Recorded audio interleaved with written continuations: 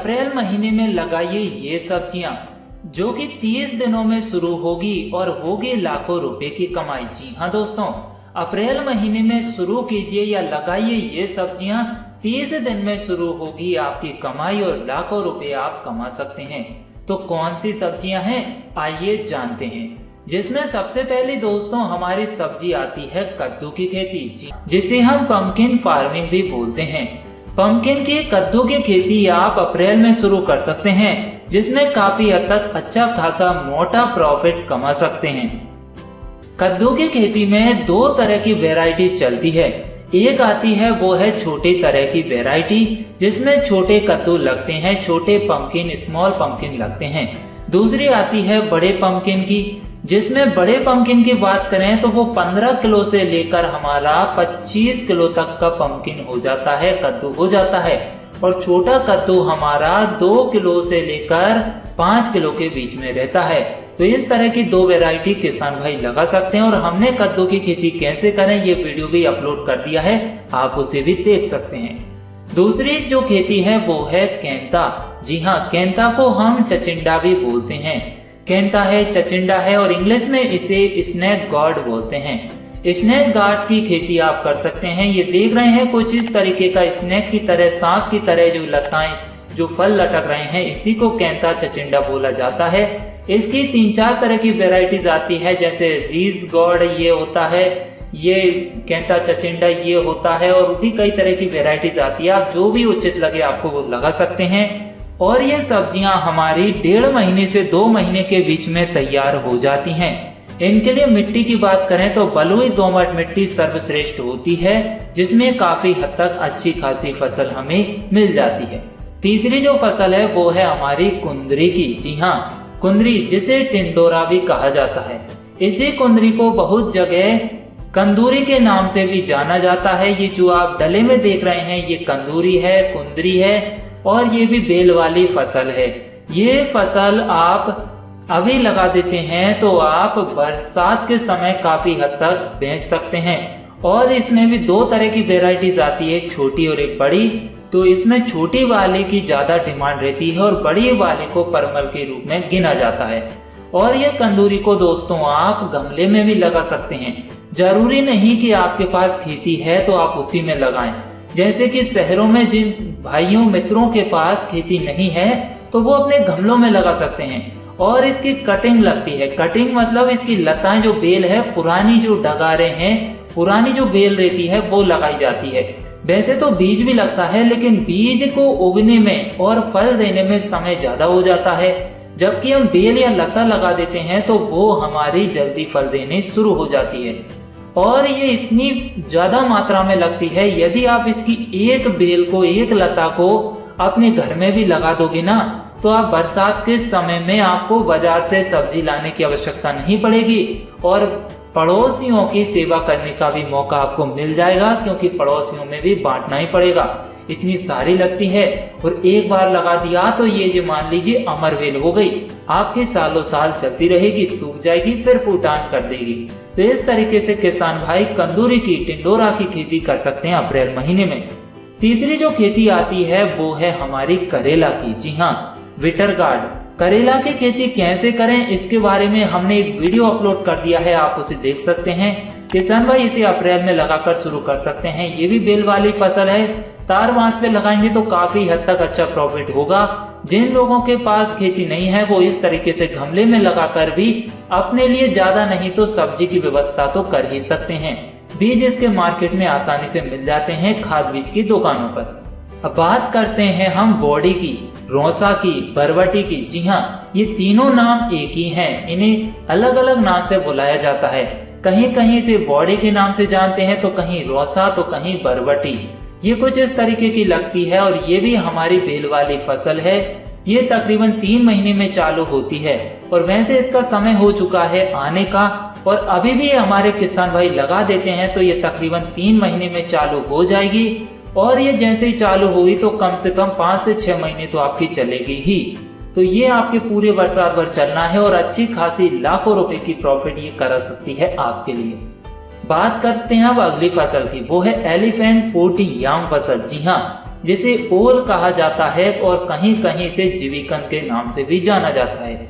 ये जीविकन की फसल भी काफी हद तक पौष्टिक होती है और अभी से इसका समय शुरू हो चुका है लगाने का। आप अभी से लगा सकते हैं और बरसात के समय तक लगा सकते हैं, और यदि बरसात तक ये उग जाती है, लग जाती है, तो सर्दियों में ये खुदने के लिए तैयार हो जाती है।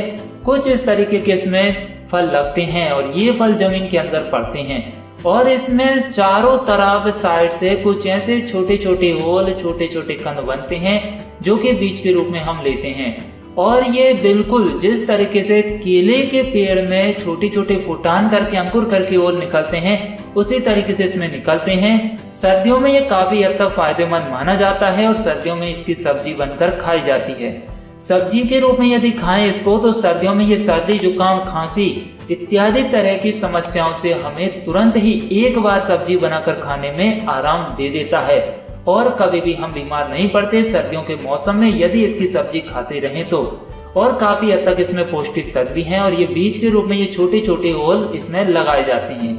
अब बात करते हैं दोस्तों हम अगली फसल की, जो की है कटोला। जी हाँ, कटोला जिसे स्पिन गार्ड के नाम से जाना जाता है। कटोला की भी दो तरह की वैरायटी आती है, एक बड़े कलर की बड़ी तरह की वैरायटी, एक छोटी वैरायटी आती है। ज्यादातर मार्केट में जो डिमांड है वो छोटी वैरायटी की है कटोला की। ये भी बेल वाली फसल है, इसे लगा सकते हैं किसान भाई और इसमें काफी हद तक अच्छा प्रॉफिट ले सकते हैं। बात करते हैं अगली फसल की जो कि अप्रैल में लगा सकते हैं, वो है लौकी जिसे बोटल गार्ड बोला जाता है। और लौकी आप अभी से शुरू कर सकते हैं जो कि बरसात में आपके लिए काफी हद तक अच्छा प्रॉफिट दे देगी। अब बात करते हैं हम भिंडी की, लेडी फिंगर की।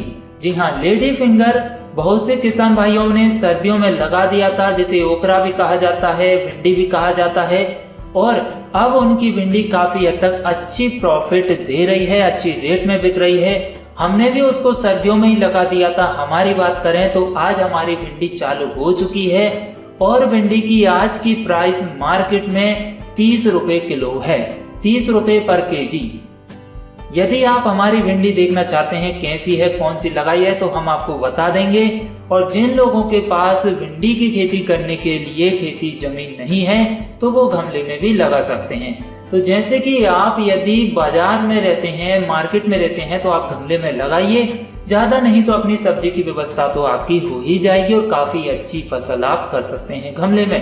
भिंडी की खेती कैसे करें इसके बारे में हमने एक वीडियो अपलोड कर दिया है, आप देख सकते हैं। अब बात करते हैं दोस्तों हम गिलकी की, तोरई की। जी हाँ, तोरई भी एक ऐसी फसल है जो कि काफी हद तक अच्छा प्रॉफिट दे देती है। ये भी लताएं वाली फसल है, इसे जमीन पर भी लगाया जा सकता है और यदि आप तार बांस की व्यवस्था करके कुछ इस तरीके से इसको खड़ा कर देंगे तो इसमें काफी हद तक अच्छी गिलकियां, लंबी गिलकियां लगेंगी जो कि आपके लिए काफी अच्छा प्रॉफिट दे देगी। बहुत से किसान भाइयों ने इसको तकरीबन 1 से 2 महीने पहले लगा दिया था तो उनकी अब चलने वाली है। जो कि गिलकी की यदि मार्केट में आज प्राइस की बात करें तो वो 40 रुपए पर केजी है। गिलकी की खेती कैसे करेंगे इसके बारे में अभी हमने नहीं बताया है। आप यदि जानना चाहते हैं तो कमेंट करके जरूर पूछ सकते हैं हमसे, हम बिल्कुल बताएंगे आपके लिए कैसे करें प्रॉफिट वाली खेती। और अभी इसका समय जो एक्चुअल में सही होता है वो शुरू हो चुका है, तो आप लगा सकते हैं। तकरीबन 1.5 महीने में आपकी ये खेती शुरू हो जाएगी चालू होना और आपको अच्छी खासी इनकम करा देगी। अब बात करते हैं दोस्तों हम लाल साग की, जिसे अमारांत कहा जाता है और इसे चोलाई भी कहा जाता है। ये कुछ इस तरह की होती है, ये तकरीबन हमारी 30 दिन में चालू हो जाती है। जी हाँ, 25 से 30 दिन में चोलाई की फसल चालू हो जाती है और मार्केट में बिकने के लिए तैयार हो जाती है। तो हमारे किसान भाई ये खेती भी कर सकते हैं। अब बात करते हैं मक्का की, जिसे मेज कहा जाता है। हमारे किसान भाई मक्का की खेती कर सकते हैं। जिनके पास नहीं है खेती वो गमले में भी लगा सकते हैं। तकरीबन 1-2 भुट्टे तो आपके लगेंगे ही और काफी अच्छा पेड़ होता है, सुंदर पेड़ होता है। घर में सजावट के लिए भी काफी अच्छी चीज है ये। हमने घर में भी लगाया है, खेतों में भी लगाया है, तो आप इस तरीके से खेती करके भी लाखों रुपए कमा सकते हैं। घर में सजावट के लिए लगाया है और खेतों में खेती करने के तौर तरीके से लगाया है। अब बात करते हैं दोस्तों हम धनिया की खेती की। जी हाँ, कोरिएंडर यदि आप अभी लगा देते हो, मार्च से शुरू हो जाती है इसकी बुआई होना, तो आप मार्च, अप्रैल, मई में भी लगा सकते हो और यदि अभी जिन किसान भाइयों का चल रहा है वो काफी हद तक प्रॉफिट ले रहे हैं और लेंगे भी बरसात के पहले पहले, तो आप ये खेती भी कर सकते हैं। बात करते हैं अगली खेती की, वो है पत्ता गोभी की। जी हाँ, पत्ता गोभी की खेती आप कर सकते हैं। पत्ता गोभी, फूल गोभी 12 महीने लगने वाली फसल हो चुकी है और पत्ता गोभी 2-3 तरह की वेराइटीज में आती है। ये देख सकते हैं, इसका कलर कुछ अलग है, इसका कुछ अलग कलर है। तो आपको जो भी जिस कलर में चाहिए आप मार्केट से सीड से लेकर आइए, उसको बता जरूर दीजिए कि हमें इस तरह का कलर वाली पत्ता गोभी का सीड चाहिए, जिससे कि आपको मार्केट में अच्छी पैदावार मिल सके। बात करें फूल गोभी की, तो फूल गोभी भी आप लगा सकते हैं। फूल गोभी में आपको ये ध्यान देना होगा कि गोभी लगा रहे हैं कि ब्रोकली लगा रहे हैं। जो व्हाइट कलर का फूल है वो फूल गोभी का है और जो ग्रीन कलर का होता है इसे ब्रोकली के नाम से जाना जाता है। ये ब्रोकली के नाम से जानी जाती है खेती। बहुत से सीड्स में कुछ इस तरह का कलर बन जाता है जिसमें हम सोचते हैं कि हमारा बीज खराब आ गया। तो बीज खराब नहीं आता है किसान भाइयों, मैं आपको बता दूं जानकारी के लिए कि इसमें बीज में कुछ मिक्सचर हो जाता है, बीज मिक्स हो जाता है, तब इस तरह की समस्या हमें झेलनी पड़ती है। आपके यहाँ पर जो भी जिस तरह की गोभी बिकती है आप उसी को लगाइए। बात करते हैं हम टिंडा की खेती की। जी हाँ, टिंडा की खेती वैसे तो दोस्तों तकरीबन दिसंबर के बाद शुरू हो जाती है लगाना, जो कि मई तक चलती है। तो आप इसको भी खेती कर सकते हैं और इसमें भी अच्छी खासी उपज ले सकते हैं। तो इस तरीके से हमारे किसान भाई अप्रैल महीने में ये सब्जियां लगाकर लाखों रुपए कमा सकते हैं।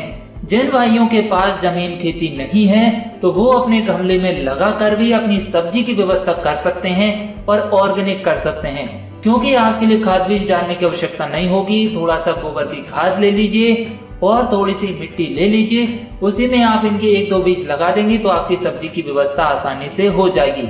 तो दोस्तों ये था हमारा एक ऐसा बिजनेस आइडिया जो कि काफी अच्छा फायदेमंद है, जिसमें हमने जाना कि अप्रैल महीने में कैसे लगाएं सब्जियों की खेती। आपके लिए कैसा लगा ये बिजनेस आइडिया? पसंद आया हो तो वीडियो को लाइक शेयर कमेंट जरूर कीजिए और भी इसी तरह की इंटरेस्टिंग जानकारी प्राप्त करने के लिए अभी सब्सक्राइब कीजिए हमारे smart business plus YouTube channel को और दबाइए इसके बेल आइकन को, ताकि देख पाए आप आने वाले लेटेस्ट वीडियो सबसे पहले। मिलेंगे ऐसी जानकारी के साथ दोस्तों नेक्स्ट वीडियो में, तब तक के लिए धन्यवाद। जय हिंद, जय भारत।